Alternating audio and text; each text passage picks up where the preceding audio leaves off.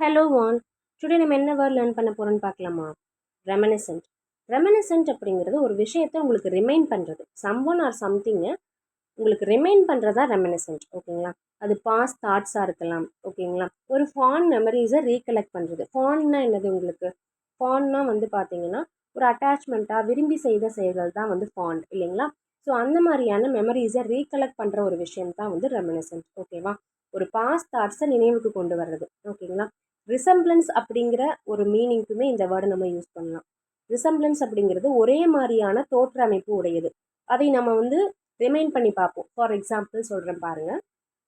இப்போ ஒரு நீங்கள் பில்டிங் பார்க்குறீங்க அப்படின்னா இதை நீங்கள் வந்து இதே மாதிரியான பில்டிங் நான் வந்து இன்னொரு பிளேஸில் பார்த்துருக்கேன் அப்படின்னு சொல்லி நீங்கள் வந்து ரீகலெக்ட் பண்ணுவீங்க, ரிமைண்ட் பண்ணிப்பீங்க இல்லையா? இந்த ஒரு விஷயத்துக்குமே ரெமினிசன்ட் அப்படிங்கிற வேர்டை நம்ம வந்து பயன்படுத்தலாம். எதனால் அப்படின்னு பார்த்தீங்கன்னா அதை நீங்கள் வந்து கம்பேர் பண்ணுறதோட மட்டும் இல்லாமல் அதை வந்து நீங்கள் பாஸ்ட் மெமரியை பாஸ்ட் தாட்ஸை நினைவுக்கு கொண்டு வரீங்க இல்லையா? ஸோ அதனால் ரெமினிசன்ட் அப்படிங்கிற வேர்டை வந்து ரிசம்பிளன்ஸ் அப்படிங்கிற மீனிங் கொடுக்கக்கூடிய ஒரு விஷயத்துக்குமே நம்ம பயன்படுத்தலாம். சரிங்களா? ரிசம்பிளன்ஸ் அப்படிங்கிறது ஒரே மாதிரியான தோற்றமைப்பு. அதை நீங்கள் பார்க்கும் பொழுது கம்பேர் பண்ணுவீங்க, ஞாபகப்படுத்தி பார்ப்பீங்க. ஸோ பாஸ்ட் தாட்ஸை ரீகலெக்ட் பண்ணுறீங்க. ஸோ அதனால் ரிசம்பிளன்ஸுக்குமே ரெமினிசன்ட்டை யூஸ் பண்ணலாம். ஸோ சிம்பிளாக சொல்லணுன்னா பாஸ்ட் தாட்ஸை பாஸ்ட் மெமரிஸை நீங்கள் ரீகலெக்ட் பண்ணுறீங்க அப்படின்னா ரெமினிசன்ட் அப்படிங்கிற வேர்டை நீங்கள் யூஸ் பண்ணலாம். ஓகேங்களா? இதுக்கான க்ளூ இப்போ நம்ம ஃபிக்ஸ் பண்ணிடலாமா?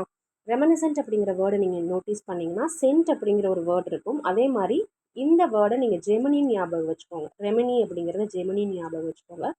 ஸோ ஜெமினி கணேசன் அப்படிங்கிற ஒரு பாஸ்ட் ஆக்டர் என்ன சென்ட் யூஸ் பண்ணார் அப்படிங்கிறத நம்ம ரீகலெக்ட் பண்ணுறோம், ரிமைண்ட் பண்ணிக்கிறோம்னு சொல்லி க்ளூ ஃபிக்ஸ் பண்ணிக்கோங்க. ஓகேங்களா? நெக்ஸ்ட் ரீகேப் செஷனில் நம்ம என்ன பார்க்க போகிறோம்னா டிசென்ட். டிசென்ட்டுங்கிறது ஒன்றுமே கிடையாது, ஸ்ட்ராங்காக ஒரு டிஸ்அக்ரி பண்ணுற ஒரு விஷயம். சரிங்களா? ஸ்ட்ராங்கான ஒரு டிஸ்அக்ரிமெண்ட் தான் டிசென்ட். ஓகேங்களா? அது வந்து பப்ளிக் வந்து வைடாக அக்செப்ட் பண்ண ஒரு விஷயம். சரிங்களா? எல்லா மக்களும் சேர்ந்து ஒரு விஷயத்தை நிராகரிக்கிறாங்க, மெஜாரிட்டியாக ஒரு டெசிஷன் எடுக்கிறாங்க அப்படின்னா வைட் அக்செப்டட் ஒப்பீனியன் தான் வந்து டிசென்ட். ஓகேங்களா? மோஸ்ட்லி இது வந்து அஃபிஷியலாக சொல்லணும்னா மக்கள் எல்லாருமே ஒன்று கூடி ஒரு விஷயத்தை வந்து எதிர்க்கிறது. சரிங்களா? அஃபிஷியலாக சொல்லணும் அப்படின்னா ஒரு அஃபிஷியல் பாலிசியை கூட அவங்க வந்து எதிர்க்கலாம்.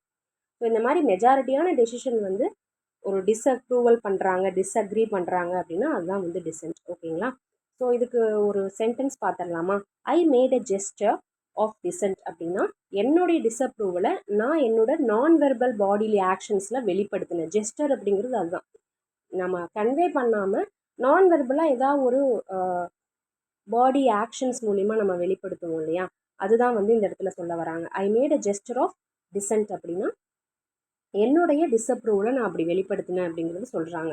ஸோ டிசென்ட் அப்படிங்கிறது டிஸ்அக்ரி, டிஸ்அப்ரூவல். இதுக்கு க்ளூ ஃபிக்ஸ் பண்ணிடலாமா? இந்த வேர்டு நீங்கள் நோட்டீஸ் பண்ணிங்கன்னா சென்ட் அப்படிங்கிற ஸ்பெல் இருக்கிற மாதிரி நீங்கள் மேட்ச் பண்ணிக்கோங்க. ஸோ இந்த சென்ட்டை நான் பயன்படுத்த மாட்டேன், ஏன்னா இது வந்து உங்களுக்கு அலர்ஜிக் சிம்டம்ஸ் கொடுக்கக்கூடிய ஒரு விஷயம்னு சொல்லி க்ளூ ஃபிக்ஸ் பண்ணிக்கோங்க. திஸ் சென்ட்டுக்கு டிஸ்அப்ரூவல் தான், அப்ரூவல் கிடையாதுன்னு க்ளூ ஃபிக்ஸ் பண்ணிக்கோங்க. ஓகேவா? டுமாரோ ஒரு வேர்ட் லேர்ன் பண்ணிக்கலாமா? Thank you, have a nice day.